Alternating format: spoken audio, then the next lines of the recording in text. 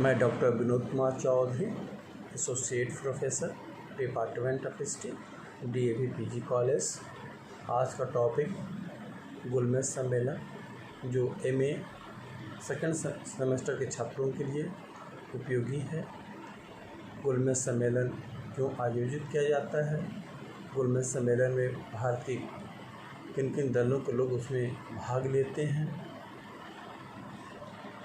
गुलमेज सम्मेलन ने क्या भारतीयों को दिया? इन सभी बिंदुओं पर हम प्रकाश डालने का प्रयास करेंगे।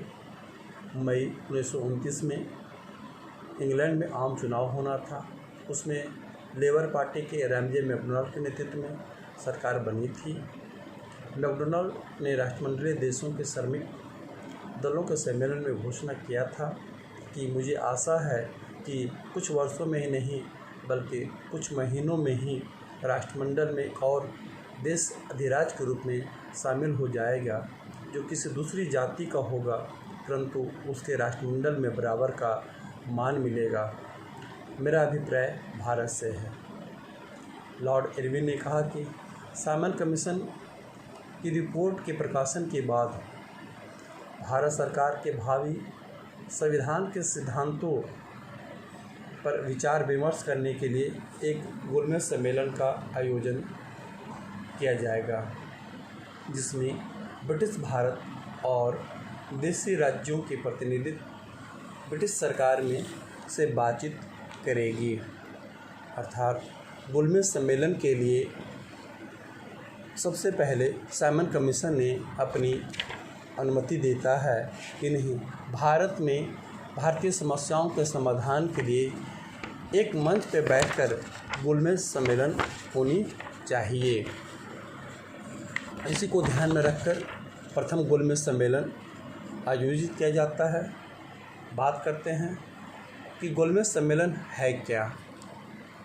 भारत की राजनीतिक समस्याओं के हल करने के लिए साइमन कमीशन के सुझाव पर पारित किया गया था। 12 नवंबर 1930 ईस्वी से 19 जनवरी 1931 ईस्वी तक सेंट जेम्स पैलेस, जो बहुत बड़ा महल है लंदन का, उसकी हाउस ऑफ लॉर्ड्स की शाही गैलरी में जॉर्ज पंचम के द्वारा इसका उद्घाटन किया जाता है। इसकी अध्यक्षता ब्रिटिश प्रधानमंत्री रैमजे मैकडोनाल्ड करते हैं। इसमें ब्रिटेन के तीनों राजनीतिक दलों के जो प्रतिनिधि हैं, संसद हैं, इसके सारे सदस्य इसमें भाग लिए थे।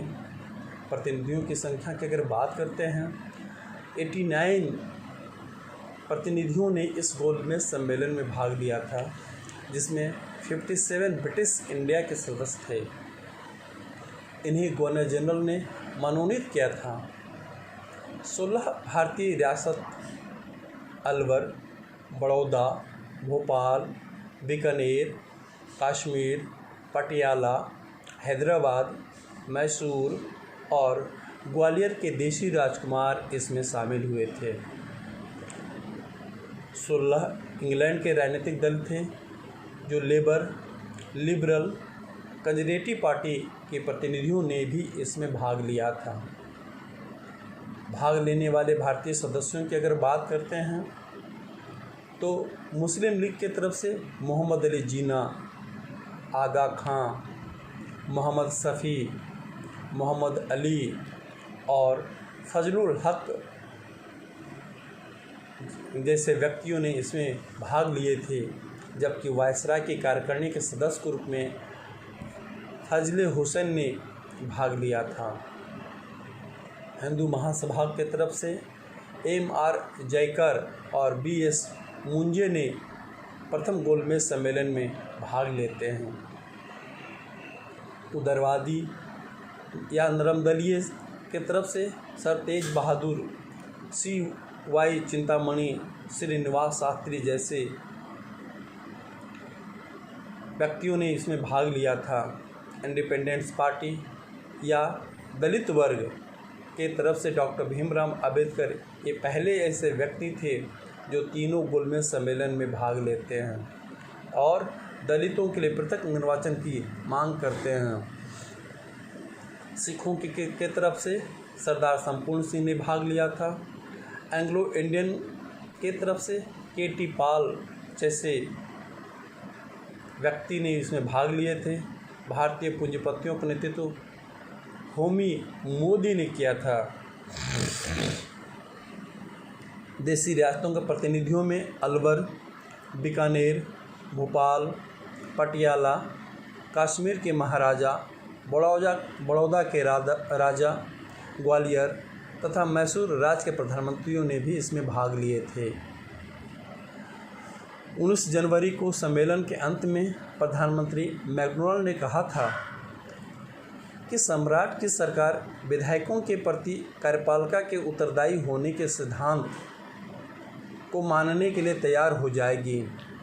औपचारिक रूप से यह विचार हैदराबाद के अकबर और मैसूर के मिर्ज़ा इस्माइल जैसे राजाओं के तरफ से आया था।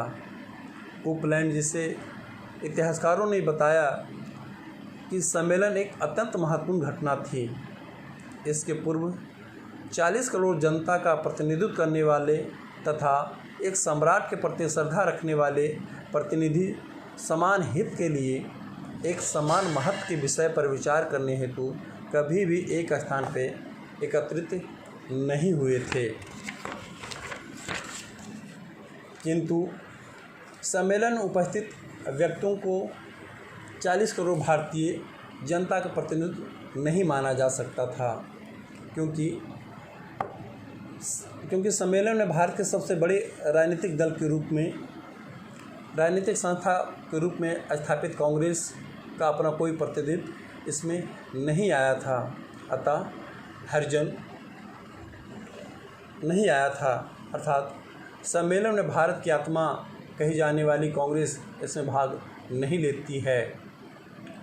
ब्रेल्सफोर्ड ने कहा कि सेंट जेम्स महल में भारतीय नरेश, हरिजन, सिख, मुसलमान, हिंदू, ईसाई, जमींदार, मजदूर संघ और वाणिज्य संघों के प्रतिनिधि थे, किंतु भारत वहां उपस्थित नहीं था। डॉक्टर राजेंद्र प्रसाद ने इसकी आलोचना करते हुए इस सम्मेलन के संबंध में कहते हैं, इसे दूल्हे के बिना संपन्न होने वाला विवाह की संज्ञा वो देते हैं। सुभाष चंद्र बोस ने कहा, इसने भारत की 2 तीखी गोलियां दी है, अभिरक्षण और संघराज। गोलियों को खाने योग्य बनाने के लिए उन पर उत्तरदायित्व का मीठा मुलमा चढ़ा दिया गया था। डॉक्टर ईश्वरी प्रसाद ने कहा, 9 सप्ताह की लंबी अस्पष्ट वार्ता के पश्चात प्रथम गोलमेज सम्मेलन में भारत ने सांप्रदायिक मतभेद के अंतर्राष्ट्रीय प्रचार के अतिरिक्त और कुछ भी प्राप्त नहीं किया। प्रथम गोलमेज सम्मेलन के अगर हम मूल्यांकन की बात करते हैं, प्रधानमंत्री मैकडॉनल्ड ने सम्मेलन के उद्घाटन भाषण में 3 आधारभूत सिद्धांतों की चर्चा करते हैं, उस पर बताते हैं। प्रथम, केंद्रीय व्यवस्थापक सभा का निर्माण संघ शासन के आधार पर होगा। ब्रिटिश भारत के प्रांत और भारतीय देशी राज्य संघ शासन की इकाई के रूप धारण करेंगे। दूसरा, केंद्र द्वारा उत्तरदायी शासन की स्थापना होगी, किंतु सुरक्षा और वैदेशिक विभाग भारत के गवर्नर जनरल के अधीन ही होंगे। तीसरा, अतिरिक्त काल में कुछ रक्षात्मक विभाग अवश्य होंगे। ब्रिटिश प्रधानमंत्री के सुझाव के प्रति प्रतिनिधियों के भिन्न भिन्न प्रतिक्रियाएं हुई। सम्मेलन में उदारवादी नेताओं ने पूर्ण उत्तरदायी शासन की स्थापना की मांग की थी। सर तेज बहादुर और जयकर ने ऑपरेशन स्वराज की स्थापना पर बल देते हैं। जयकर ने कहा, यदि आप आज भारत को ऑपरेशन स्वराज प्रदान कर दें तो स्वतंत्रता की आवाज़ अपने आप में ही समाप्त हो जाएगी। महाराजा बीकानेर और कुछ अन्य भारतीय नरेशों ने भी ब्रिटिश भारत के प्रतिनिधियों की स्वशासन की स्थापना की मांग की और किसी भी अल्पसंख्यक वर्ग के स्वशासन की मांग का विरोध नहीं किया था। इस प्रकार भावी विधान का आधार निश्चित करने की कोई कठिनाई नहीं हुई, किंतु सांप्रदायिक समस्या पर भारत के प्रतिनिधियों में कोई समझौता न हो सका। बहुसंख्यक जातियों के प्रतिनिधि संयुक्त निर्वाचन पद्धति के पक्ष में थे, किंतु वे अल्पसंख्यक जातियों के लिए स्थान सुरक्षित रखने को तैयार थे। लेकिन सम्मेलन में मिस्टर जिन्ना अपने 14 सूत्री कार्यक्रम को स्वीकार कराने पर जोर देते रहे और डॉक्टर अंबेडकर ने भी हरिजनों की तरफ से पृथक प्रतिनिधित्व की मांग कर रहे थे। ब्रिटिश शासन द्वारा मनोनीत प्रतिनिधियों से इससे अधिक और क्या आशा की जा सकती थी। निष्कर्ष के तौर पे हम कह सकते हैं कि ब्रिटिश भारत के प्रांतों एवं देशी रियासतों को मिलाकर भारतीय संघ का निर्माण किया जाए। दूसरी, आवश्यक संरक्षण सहित प्रांतों में पूर्ण उत्तरदायी शासन की स्थापना की जाए। देश की सुरक्षा से भारतीयों के संबंध होना चाहिए। सेना का भारतीकरण में वृद्धि की जाए एवं शीघ्र ही भारत में सैनिक प्रशिक्षण संस्था की स्थापना की जाए। लोक सेवकों के हितों के संरक्षण की व्यवस्था की जाए। अल्पसंख्यकों के संबंधी उप समितियों ने सिद्धांत यह स्वीकार किया था कि नवीन संविधान में अल्पसंख्यकों के हितों की रक्षा की व्यवस्था होनी चाहिए। प्रधानमंत्री ने आशा व्यक्त की कि कांग्रेस भविष्य में होने वाले सम्मेलन में अवश्य भाग लेंगे और भारत के लिए संविधान के निर्माण में मदद करेंगे। इस प्रकार प्रथम गोलमेज सम्मेलन पूर्णतः असफल रहता है, जिसमें कांग्रेस शामिल नहीं हुआ था। कांग्रेस की मुख्य मांगे पूर्ण स्वतंत्रता पर विचार नहीं किया गया था। अपरिष्कृत स्वराज की मांग को भी स्वीकार नहीं किया गया था। ऐसी स्थिति में यह प्रथम गोलमेज सम्मेलन पूर्णतः असफल हो जाता है और फिर इसके बाद द्वितीय गोलमेज सम्मेलन का आयोजन सेंट जेम्स पैलेस लंदन में 7 सितंबर 1931 से 1 दिसंबर 1931 तक चलता है, जिसकी अध्यक्षता करते हैं रैमजे मैकडोनाल्ड और इसके सचिव रहते हैं सैमुअल होर। वायसराय उस वक्त थे वेलिंगटन, जिसमें कुल 31 सदस्यों ने इसमें भाग लिए थे। कांग्रेस के प्रतिनिधित्व के रूप में महात्मा गांधी और उनके सहायता के लिए मीराबेन, प्यारेलाल, महादेव देसाई भी साथ में गए थे। गांधी जी 29 अगस्त 1931 को इंग्लैंड के एसएस राजपुताना नामक जहाज़, जो यह जहाज़ खान ब्रदर्स की जहाज़ है, इसी से सभी लोग वहां रवाना होते हैं, जाते हैं। इस सम्मेलन के अधिवेशन के आरंभ होने के 5 दिन बाद 12 सितंबर को लंदन पहुंचे थे। बात आती है कि एसएस राजपुताना जहाज़ जो है, जो खान ब्रदर्स की जहाज़ है, इस जहाज़ में और भी भारतीय लोग जाते हैं। कौन कौन जाते हैं, इस पे भी हमें एक नज़र डालना चाहिए। हिंदू महासभा के मदन मोहन मालवीय और देवदास गांधी गए थे। भारतीय पूंजीपतियों का नेतृत्व करने वाले घनश्याम बिरला भी इसी जहाज़ से गए थे। मोहम्मद इकबाल भी एसएस राजपुताना जहाज़ से ही गए थे। महिलाओं का प्रतिनिधित्व एनी बेसेंट ने किया था, वह भी इसी जहाज़ से गई थी। लिबरल पार्टी के जयकर तेज बहादुर श्रीनिवास शास्त्री भी इसी एसएस राजपुताना जहाज़ से जाते हैं। इंडिपेंडेंस पार्टी दलित वर्ग के डॉक्टर भीमराव अंबेडकर भी इसी जहाज़ से जाते हैं। गांधी जी सरोजिनी नायडू को गोलमेज सम्मेलन में ले जाना चाहते थे, लेकिन वायसराय ने उनकी मांग को ठुकरा दिया। परंतु सरोजिनी नायडू अपने व्यक्तिगत हर्ष से द्वितीय गोलमेज सम्मेलन में भाग लेती हैं। गांधी जी डॉक्टर अंसारी जैसे राष्ट्रवादी मुसलमान को भी कांग्रेस की तरफ से शामिल कराना चाहते थे, परंतु वायसराय वेलिंगटन ने मना कर दिया, इनकार कर देते हैं, तैयार नहीं होते हैं। इसके कारण से वे नहीं इसमें शामिल होते हैं।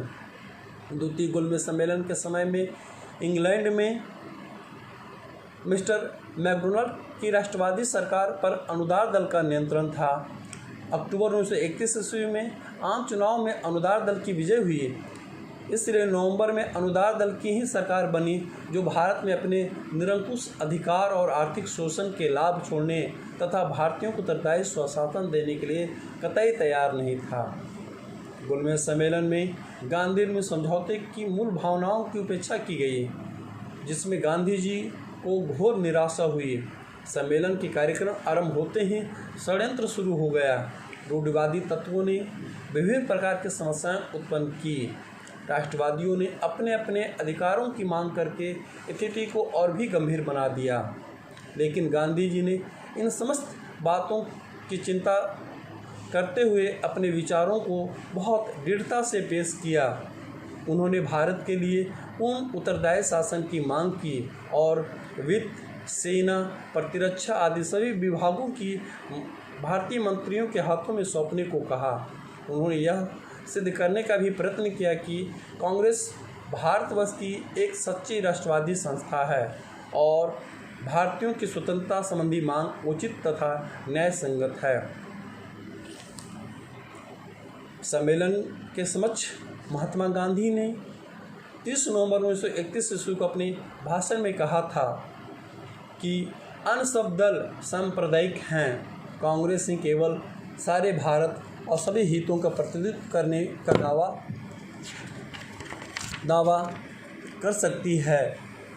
यदि कोई सांप्रदायिक संस्थान नहीं है, किसी भी रूप में वह सांप्रदायिक क्यों नहीं हो, परंतु यह उसकी कट्टरता मात्र है। कांग्रेस नस्ल, रंग, धर्म के भेदभाव नहीं जानती। इसका प्लेटफॉर्म सभी के लिए खुला हुआ है। कांग्रेस ही केवल ऐसी संस्था है जिसका प्रभाव 70,000 गांवों पर है। कांग्रेस ही सारे अल्पमतों का प्रतिनिधित्व करती है। सांप्रदायिक समस्या की जटिलता भी यहाँ पे आती है। गोलमेज सम्मेलन में राजनीतिज्ञों की कुटिल चाल के कारण सांप्रदायिक समस्या उभर कर सामने आई। अधिवेशन की मुख्य समस्या संघीय ढांचे एवं अल्पसंख्यकों के हितों की रक्षा से संबंधित थे। इन दोनों समितियों में गांधी जी को रखा गया।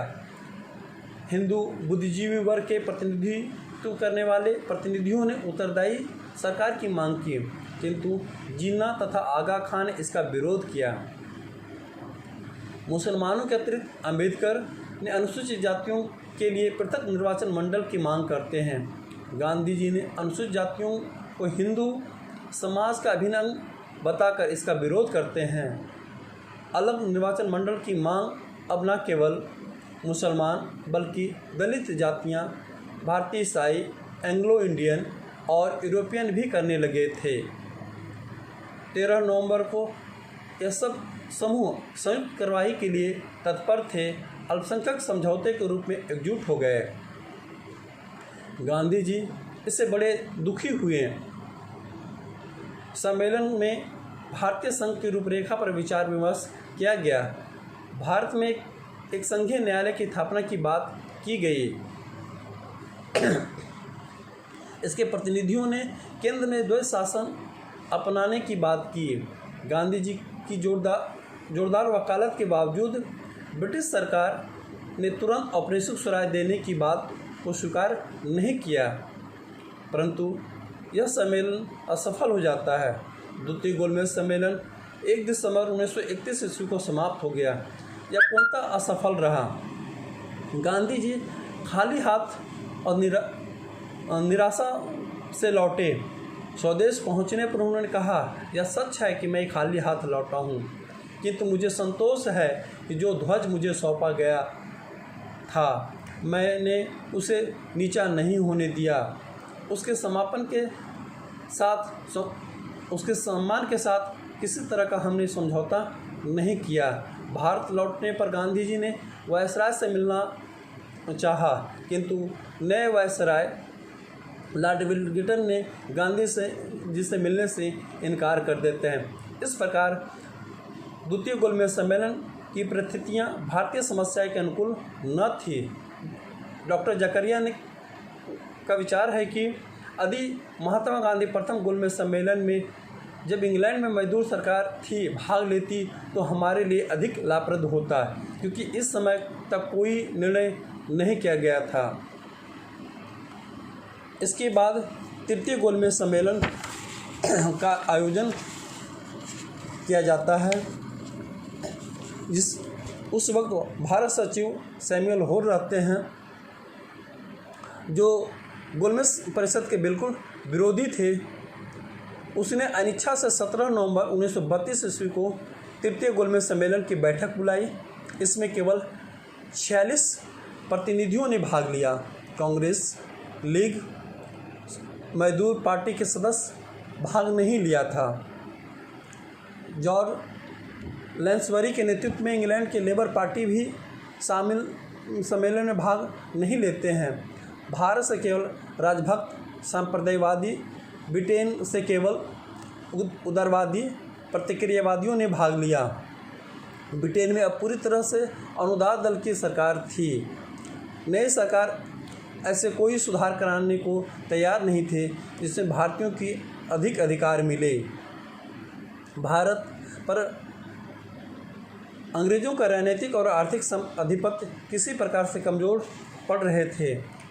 फिर भी तृतीय गोलमेज सम्मेलन ने विभिन्न उपसमितियों की रिपोर्ट पर विचार किया और भारत के लिए नए संविधान के प्रारूप के बारे में कुछ निर्णय लिए।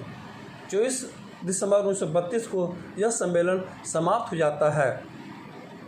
सम्मेलन के समापन पर भारत सचिव ने घोषणा की कि प्रस्तावित संविधान में जो व्यवस्था होगी उसके अनुसार नंबर 1, संख्या और आबादी दोनों दृष्टियों से लगभग आधे देशी राज्यों के संघ में मिलाने के लिए तैयार हो जाने पर संघ व्यवस्था का सूत्रपात हो जाएगा। दूसरा, केंद्रीय विधानमंडल में ब्रिटिश शासन के स्थानों से 33.5% स्थान भारतीय मुसलमानों को मिलेगा। तीसरा, सिंध और उड़ीसा 2 नए प्रांत बनाए जाएंगे और इन्हीं तीनों गोलमेज सम्मेलन पे एक श्वेत पत्र लाया जाता है और उसी श्वेत पत्र के आधार पे 1935 का भारत सरकार अधिनियम तैयार होता है।